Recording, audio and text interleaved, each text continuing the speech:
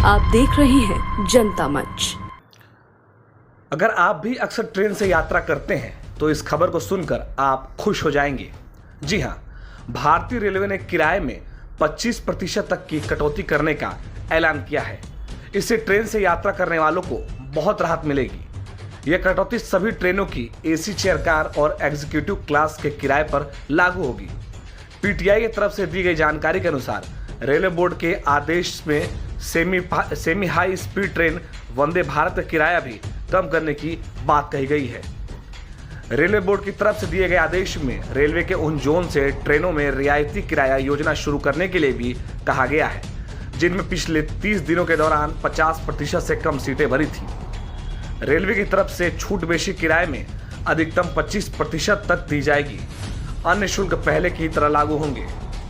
Railway board की तरफ से आदेश दिया गया कि छूट को तत्काल प्रभाव से लागू किया जाएगा।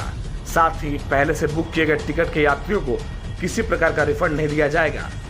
ऐसे में ट्रेनों के मामले में जहां किसी विशेष कैटेगरी में फ्लैक्सी किराया योजना लागू है और यात्री कम है, वहां यात्रियों की संख्या बढ़ाने के उपाय के रूप में शुरुआती में फ्लैक्सी किराया योजना को वापस लिया जा सकता है।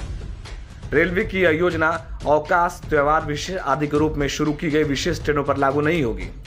रेलवे बोर्ड की तरफ से यह फैसला उस समय लिया गया जब पिछले दिनों कुछ रूट की वंदे भारत ट्रेनों में सीट खाली रहने की रिपोर्ट सामने आई थी। रिपोर्ट में कहा गया था कि अपेक्षाकृत छोटी दूरी वाली वंदे भारत ट्रेनों में सीटें पूरी तरह नहीं भर पा रही हैं।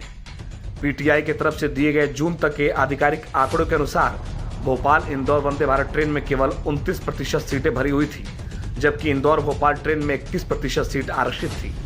3 घंटे का सफर तय करने वाली इस ट्रेन में एसी चेयर कार के लिए 950 रुपये का भुगतान करना होता है। वहीं एग्जीक्यूटिव चेयर कार का किराया 1525 रुपये है। 3 जनता मंच।